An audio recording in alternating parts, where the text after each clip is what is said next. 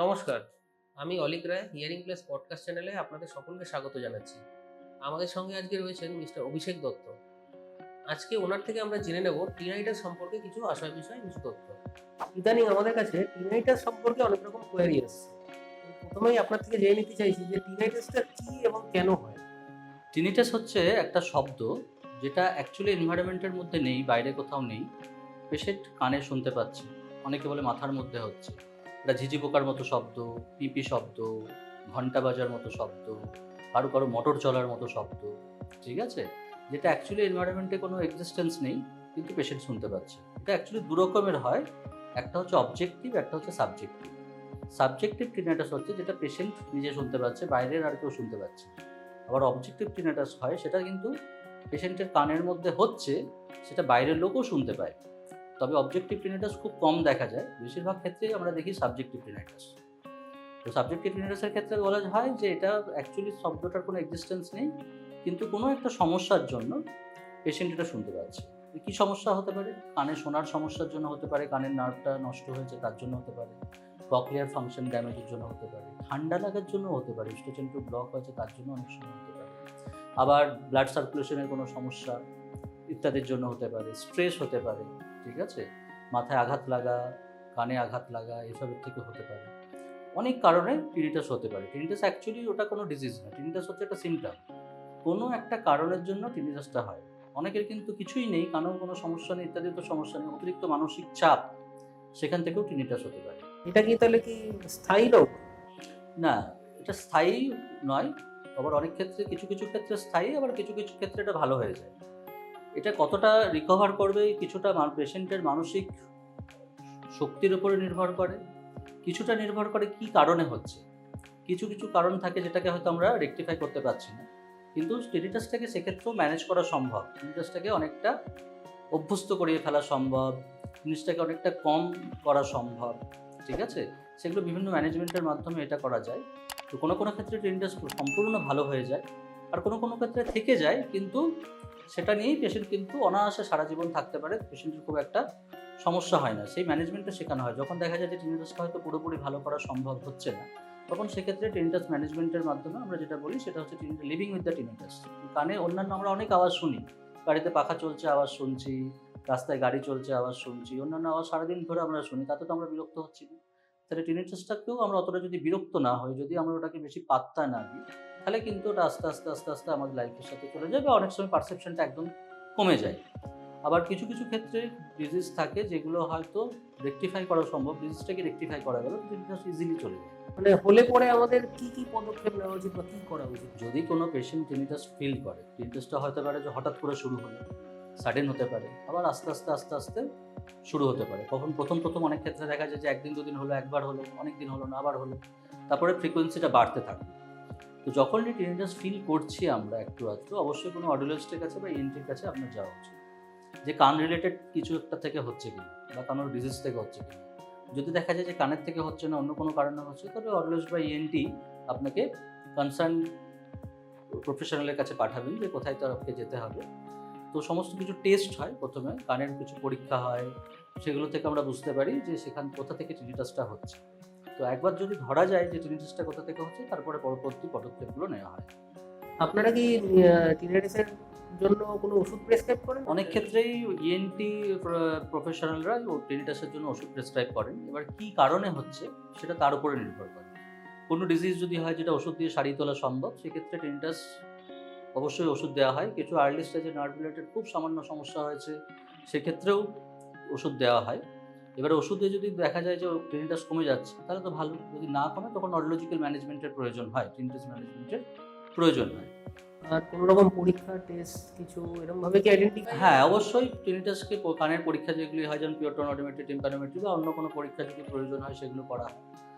আর তারপরে যদি কিছু ধরুন ব্লাড টেস্টের প্রয়োজন হয়, কিছু যদি সাইকোলজিক্যাল টেস্টের প্রয়োজন হয়, সেগুলো তখন করা হয়। টিনেজার্স ম্যানেজমেন্ট যেটা বললেন ওটা কি হয়? দেখুন, টিনেটাসের ক্ষেত্রে অনেক রকম পদ্ধতি আছে, অনেকগুলো পদ্ধতি আছে যার মাধ্যমে টিনিটাসকে আমরা কন্ট্রোল করতে পারি। যদি কোনো পেশেন্টের শোনার অসুবিধা থাকে, তখন দেখা যায় যে শুধুমাত্র হেয়ারিং এইড দিলেই টিনিটাস কিন্তু কমে যাচ্ছে। আবার অনেক ক্ষেত্রে দেখা যায় শুধু হেয়ারিং এইডে কমছে না, তখন সেক্ষেত্রে আমরা টিনিটাস মাস্কার হেয়ারিং এইড ব্যবহার করা হয়। ঠিক আছে, টিনিটাস মাস্কারটা কীরকম, একটা বাইরের থেকে নয়েজ দিয়ে বা একটা মিউজিকের মাধ্যমে শোনানোর মাধ্যমে হিয়ারিং এডের ওই টিনিটাসটাকে চাপা দেওয়া হয়। ঠিক আছে, এবার নর্মাল হিয়ারিং এড পেশেন্ট ব্যবহার করছে, যদি দেখা যায় যে টিনিটাসটা বেড়ে যাচ্ছে তখন ওই মাস্কারটা সে অন করে নিতে পারে, তাহলে সেক্ষেত্রে আস্তে আস্তে টিনিটাসটা সাবসাইড করে। এটার কিছুই না, একটা শব্দ হচ্ছে আর একটা শব্দ দিয়ে তাকে চাপা দেওয়া, যাকে আমরা বলি বিষে বিষে বিষক্ষয়। নর্মালি যদি দেখা যায় যে হিয়ারিং লস খুব একটা নেই বা খুব সামান্য আছে বা নেই, সেক্ষেত্রে অডিওলজিক্যাল ম্যানেজমেন্ট করা হয় টিনিটাসের, বা টিনিটাস রিট্রেনিং থেরাপি করা হয়। এগুলোতে কী করা হয় যে একটা বাইরে থেকে রেগুলার থেরাপি সেশনের মাধ্যমে বাইরে থেকে একটা নয়েজ, যে ধরনের কানের আওয়াজ ওনার হচ্ছে সেটা প্রথমে মাপা হয়, যে কত ডেসিবেলে হচ্ছে আওয়াজটা, কোন ফ্রিকোয়েন্সি রেঞ্জে হচ্ছে। তো তার সাথে বাইরের থেকে একটা আওয়াজ থেরাপি সেশনের মাধ্যমে 20 মিনিট, আধ ঘন্টা এরকম ওইটাকে রেগুলার ওটাকে কানের মধ্যে দেওয়া হয়, এবং আস্তে আস্তে দেখা যায় যে টিনিটাসটা কমে আসছে কিনা, পারসেপচুয়ালি টিনিটাসটা কমছে কিনা। তার সাথে আরও কিছু যেমন কাউন্সেলিং, কিছু সাইকোলজিক্যাল ট্রেনিং ইত্যাদিগুলো করা হয়, রিল্যাক্সেশন থেরাপি। ঠিক আছে, এখন আছে কগনিটিভ বিহেভিয়ারাল থেরাপি, টিনিটাসে আসছে, খুব জনপ্রিয় হচ্ছে। তো এই জিনিসগুলোকে আস্তে আস্তে করার মাধ্যমে দেখা যায় টিনিটাসটা আসলে কি, যত পেশেন্ট টিনিটাসটা নিয়ে ভাববে, টিনিটাসটাকে ভয় পাবে, তত এটা কিন্তু বেড়ে যায়। যত এটাকে অ্যাভয়েড করতে পারে তত কিন্তু আস্তে আস্তে টিনিটাস কমতে থাকে। তো আমি জেনারেলি যখনই আমার কাছে কোনো পেশেন্ট আসে, আমি সবাইকে বলি যে টিনিটাসের সবথেকে বড় ওষুধ হচ্ছেন আপনি নিজে। যদি আপনি টিনিটাসটাকে অ্যাভয়েড করতে শেখেন, যদি ওটাকে পাত্তা না দেন, ওটার সম্বন্ধে না ভাবেন, আস্তে আস্তে আস্তে আস্তে ওটা কমে যায়। এবারে আমরা যত সহজে বলে দিচ্ছি যে অ্যাভয়েড করুন, ভাববেন না, পেশেন্টের ক্ষেত্রে সবসময় এটা করা কিন্তু সম্ভব হয় না। তার জন্যই যে অ্যাক্সেসরি সাপোর্টগুলো, যেগুলো হিয়ারিং এড হোক, টিনিটাস রিটেনিং থেরাপি হোক, অডিওলজিক্যাল ম্যানেজমেন্ট অফ টিনিটাস হোক, বা অন্য যে কোনো থেরাপিউটিক ম্যানেজমেন্ট হোক বা মেডিসিন হোক, সেগুলো পেশেন্টকে একটা সাপোর্ট দেয় যে ওটাকে কমানোর জন্য বা মনটাকে ওখান থেকে সরানোর জন্য। যখন কারোর ধরো শোনার অসুবিধা আছে, তখন সে টিনিটাস ফিল করছে, তখন কি করা হয়, যখন হিয়ারিং এড করছে তখন সে অন্যান্য আওয়াজগুলো শুনছে, কথাবার্তা মানুষের বুঝতে পারছে, সহজে কমিউনিকেশন করতে পারছে, তো অটোমেটিকলি মনোযোগটা সেখান থেকে সে সহজে সরাতে পারবে। পেশেন্ট যত কাজের মধ্যে থাকবে, যত লোকের সাথে কথাবার্তা বলবে, যত যেটা তার ভাল লাগে সেটার মধ্যে থাকবে, তত কিন্তু টিনিটাস আস্তে আস্তে আস্তে আস্তে কমবে। কিন্তু যে ওইটা নিয়ে সারাক্ষণ ভেবে যাচ্ছে, ওটা নিয়ে ভয় পাচ্ছে, তখন কিন্তু টিনিটাসটা বাড়তে পারে। কিছু টিনিটাস হয়, কোনো একটা হয়তো রোগ আছে যেটা সিরিয়াস, সেটা অবশ্যই, কিন্তু বেশিরভাগ ক্ষেত্রে দেখা যায় যে সিরিয়াস রোগের থেকেও বেশি মানসিক চাপের জন্য কিন্তু টিনিটাসটা বাড়ছে। তো সেই জিনিসটাকে আমরা পেশেন্টকে গাইড করি বেশি, সাইকোলজিস্টরাও থাকেন কাউন্সেলিংয়ের ব্যাপারে, যে জিনিসটাকে কী করে উনি ম্যানেজ করবেন, মানসিকভাবে কী করে স্ট্রং হবেন, সেই ব্যাপারগুলোর প্রয়োজন হয়। টিনেজার্সের সমস্যা থেকে সেরে ওঠার পর কেউ নর্মাল লাইফে যখন ফিরলো, আবার কি ফিরে আসতে পারে সমস্যাটা? টিনিটাস ফিরে আসতে পারে।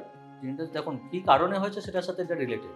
যদি কারণটাকে আমরা একবার দূর করে ফেলতে পারি, তাহলে টিনিটাস আর ফিরে আসার সম্ভাবনা নেই।